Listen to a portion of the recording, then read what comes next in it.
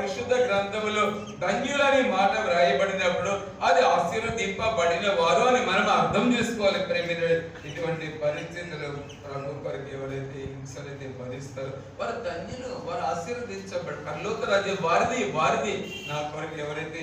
అందుకనే ఇక్కడే ఇదే అధ్యాయంలో చూడండి 11వ వచనం 12వ వచనంలో కూడా నా నిమిత్తము జనులు మిమ్మల్ని నిందించి హింసించి, నేను చదువుతాను చూడము, నా నిమిత్తము జనులు మిమ్మల్ని నిందించి హింసించి మీ మీద అబద్ధముగా చెడ్డ మాటలలో పలుకున్నప్పుడు మీరు ధన్యులు, సంతోషించి ఆనందించుడి, పరలోకమందు మీ ఫలము అధికమగును. ఈలాగన వారు పూర్వమందున ప్రవక్తను కూడా హింసించరు. కాబట్టి ఇవన్నీ పరిస్థితులు నా నిమిత్తం ప్రభు అంటున్నాను, మిమ్మల్ని నిందించి హింసించినప్పుడు ఎవరైనా సరే నా నిమిత్తం కానీ మిమ్మల్ని నిందించి హింసించినప్పుడు మీరు అబద్ధముగా చెడ్డ మాటల పలుకున్నప్పుడు మీరు ధన్యులు, సంతోషించి ఆనంది, పరలోకమందు మీ ఫలం అధికమగును. కాబట్టి పరలోకములో మనం తప్పు చేయకపోయినప్పుడు మనకు విరోధంగా ఎన్నో రకాలుగా మాట్లాడుతుంటారు. అవన్నీ మనం సహించి భరించుకున్నప్పుడు ప్రేమైనటువంటి మనకు పరలోకల దేవుడు బహుమానం మనకి ఇస్తాడు. మన కోసం పరలోకల ప్రేమైన సహోదరు ఇవన్నీ కూడా పరలోకన నీకు నా కూడా మరి ఇవన్నీ సహించి భరించుకున్నప్పుడు మనం ఏ తప్పు చేయకపోయినా, ఏ నేరము చేయకపోయినా, ఎవరికి ఏ నష్టం కలిగించకపోయినప్పుడు కూడా మనకి ఎవరైనా ఇట్లాంటి మనకి విరోధంగా ఎవరైనా మాట్లాడినా, అవమానకరంగా మాట్లాడినా, ఏం చేసినప్పుడు కూడా అవి సహించి భరించుకున్నప్పుడు మరి ప్రేమించిన పరలోకంలో దేవుడు మనకి గొప్ప బహుమానం అనుకరించబోతున్నాడు. త్వరగా మనం చదువుకున్నాము. అపోస్తలుడైన పౌలు ఒక మాట, మరొక మాట కూడా మనం అపోస్తలుడైన పౌలు తిమోతికి రాసిన పత్రిక, అపోస్తలుడైన పౌలు తిమోతి 2వ పత్రిక 3వ అధ్యాయం 12వ వచనం, 3వ అధ్యాయం 12వ వచనం ఎవరైనా చదువుతారండి త్వరగా మరి 3:12. అపోస్తలుడైన పౌలు తిమోతి రాసినటువంటి 2వ పత్రిక, క్రీస్తు యేసునందు సద్భక్తితో బ్రతుకనుద్దేశించు వారందరూ హింస పంచాలి. ప్రేమ క్రీస్తు యేసునందు సద్భక్తితో బ్రతుకనుద్దేశించు వారందరూ హింస. క్రైస్తవ జీవితం ప్రేమైన సహోదరులు, క్రైస్తవ జీవితం అనేది అది బంగారు బాట కాదు, అది వెండి బాట కాదు, అది పూల బాట కాదు ప్రేమైన సహోదర సహోదరి, అది ముళ్ళ బాట ప్రేమైనటువంటి. కాబట్టి ప్రేమైనటువంటి సిలువ లేనిదే సింహాసనము లేదు. సిలువ దేనికి సాదృశ్యం ఉన్నది? శ్రమలకు సాదృశ్యంగా ఉంటుంది ప్రేమైన.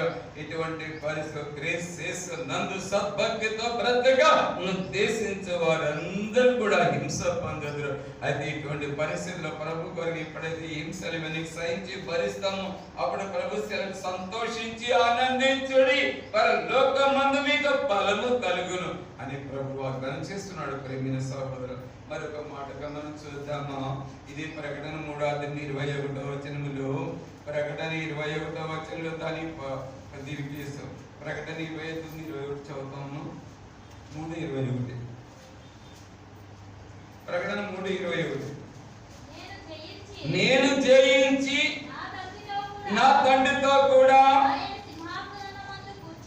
ఆయన సింహాసనమునందు కూర్చుండి ఉన్న ప్రకారము జయించు వారిని నాతో కూడా నా సింహాసనమునందు కూర్చుండనిచ్చేదను. సంగములతో ఆత్మ చెబుతున్న మాట చెవి గలవాడు వినుగాక. గమనించినట్లయితే నేను జయించి ఆయన తండ్రితో కూడా ఆయన సింహాసనం జయించి వాళ్ళు ఓడిపోయేటువంటి వాళ్ళకి పడుతూ లేస్తున్నట్టు ఓవర్ కొమ్మస్ జయించేటువంటి వారిని ప్రేమినటువంటి మనకి ఎదురైనటువంటి ప్రతికూలమైన పరిస్థితుల్లో మరి ప్రేమైనటువంటి వాళ్ళ కష్టములో కానీ సుఖములో కానీ లేమిలో కానీ మనకు వచ్చేటువంటి కష్టములో కానీ సుఖములో కానీ కలిమిలో కానీ లేమిలో కానీ బాధలో కానీ సుఖములో కానీ ప్రేమైనటువంటి వారి ఇరుకుల్లో కానీ ఇబ్బందులు కానీ ఇటువంటి పరిస్థితులన్నిటిలో కూడా ఇటువంటి జయించి ఓడిపోయేటువంటి వారు కానీ పతనమైపోయేటువంటి పడుతూ లేస్తుండేటువంటి వారు కాదు, కానీ కారణం ఇచ్చారు బోధి మాదిరి ఉండేటువంటి వారు పరిస్థితి కాదు. కానీ ప్రతి పరిస్థితుల్లో కూడా అది మన మాటలు కావచ్చు, మన చూపులు కావచ్చు, మన వినికిలు కావచ్చు, మన ఊహలు కావచ్చు, మన ఉద్దేశములు కావచ్చు, మన తలంపులు కావచ్చు, మన క్రియలకు ఓట